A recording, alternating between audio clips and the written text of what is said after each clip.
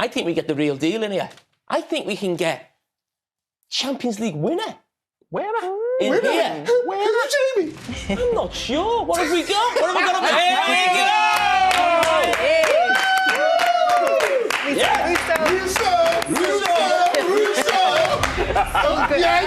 Here we go! Jamie. Oh, nice, Jamie. That was nice. Okay. A proper Champions League winner. I'll sit out there. Not a problem.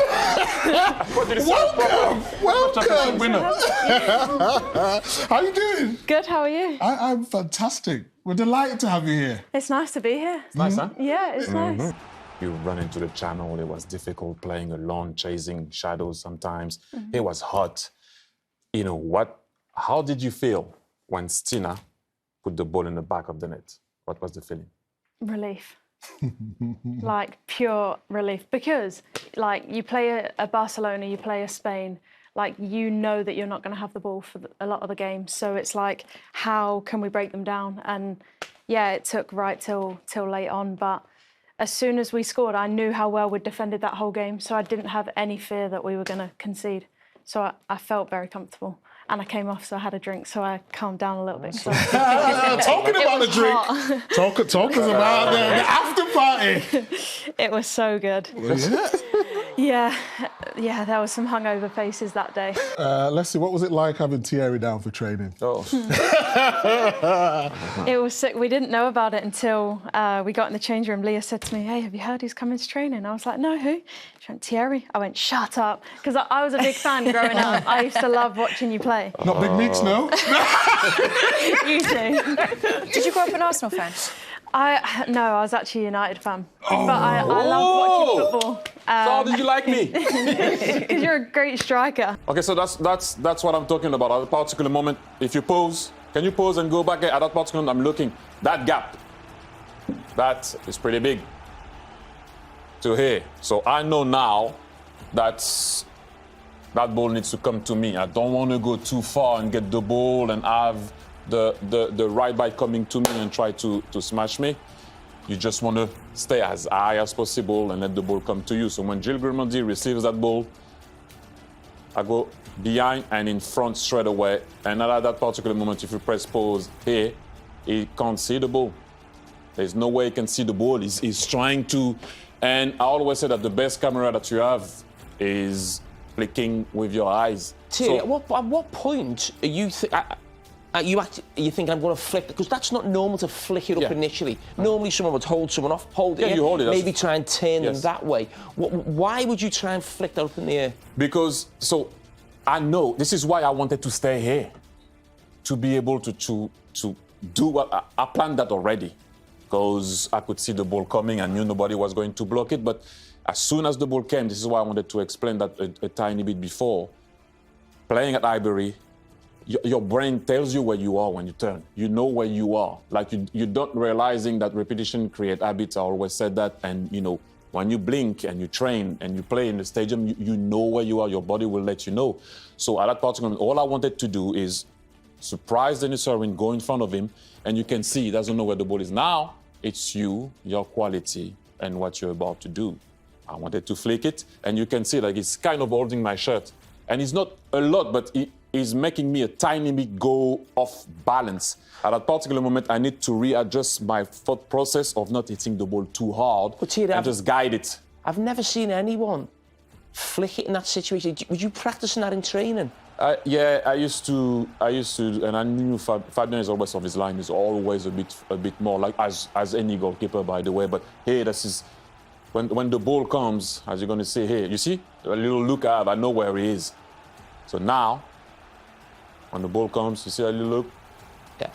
So I know he's in behind. I can look. I know Fabien where he is, and at that part of the moment, are you looking at the goalkeeper there, or where Denis Irwin is? No. I'm looking at everything because you don't need to you don't need to turn and see everything. That's enough. I can see the whole room. I don't need to go there. I can see the whole room. And like I said, I know where the goal is at Highbury, especially. If it was a new stadium, maybe I don't try that. But I was comfortable. My mind knew where I was, if you know what I mean. And repetition creates habit. And so many times I used to do stuff like that in training or in the game. And, you know, sometimes the ball arrived at the lane, Tottenham Stadium, because I didn't hit the target.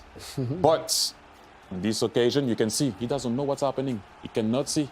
So when you go in front, movement, surprise, flick, and at that moment, I'm a bit unbalanced, as you're going to see here, because he's kind of holding me at the back. I know it's not enough. People will say, no, that's not a lot, but he's making me go that way.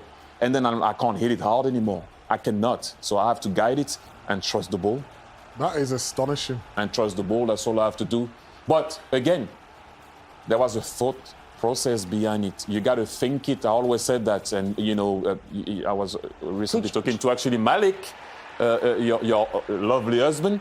There's a difference between playing the game and thinking it. I thought about it. The thing is, first and foremost, already, like I always said, you don't feel comfortable like that, Jamie, right? No. You cannot feel comfortable, so it's Never always feel coming. Oh. You flick and you hit. We're always talking about that high line, which, yes, at times leaves them vulnerable, but are there merits to talk about as well? Of course, the merits. I mean, Hansi Flick's a top manager. He's not an idiot. You know, they've won the.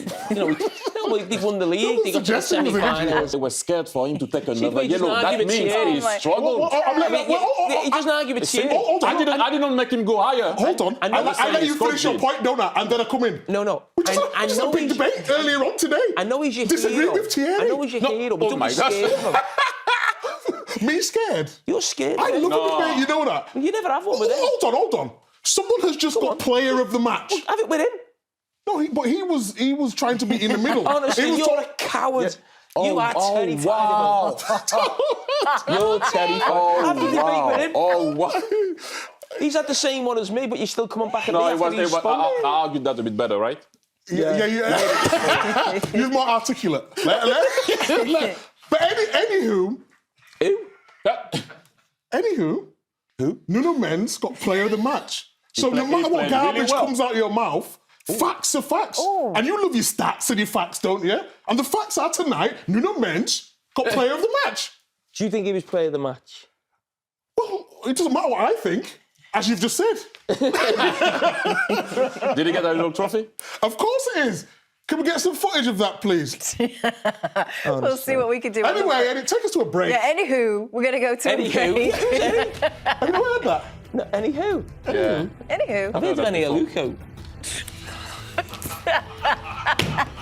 Can you guess who will be joining you this time? Or who would you like it to be? Why are you going one side? Those are two different questions. Yeah, there were two questions there. I'm going to go with Kate. So, because I've not been on the road with Jamie, I suspect Jamie could be coming to Arsenal. And is the answer to who you would enjoy it to be, is that a different answer?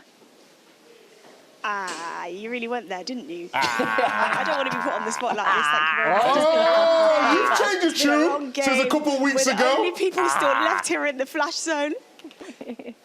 Will the pundit going, please reveal I didn't hear you. I'm themselves? sorry, I think my ear's not It's working. me and Anita, we're back together.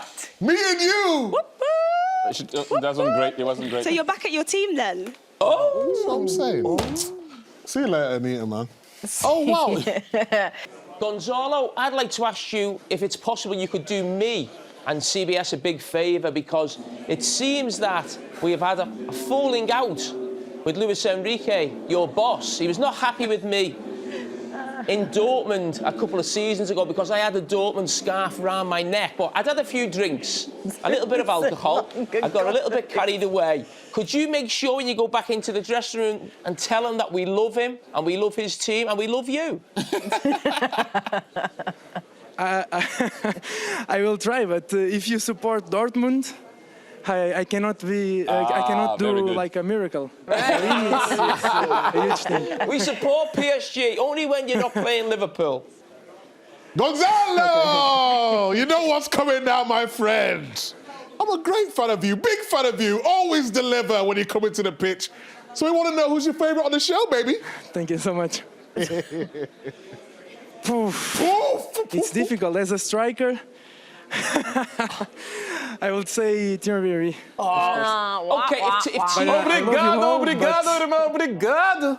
if Thierry Henry wasn't a striker and wasn't here, who would be your favourite? No, it's impossible to think like that. I can't do it.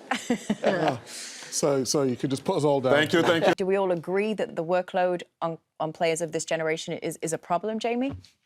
Yeah, I think we do. It's very difficult when you're a player to complain because the thing that will get thrown back at you is the money that you're in. But I think it's getting to the stage now where it almost does feel like enough is enough. I mean, it's difficult. I mean, we're here, sat in this, doing Champions League. They've added more games this season. We're hypocrites sat here, really. Who has the divine right to say we can add more games or we can take away less games? But in terms of adding competitions, that's the problem for me. UEFA adding the Nations League was just, it wasn't needed. FIFA adding the Club World Cup was not needed. Nobody is out there asking for those competitions. They're just providing them to make more money, and that's it.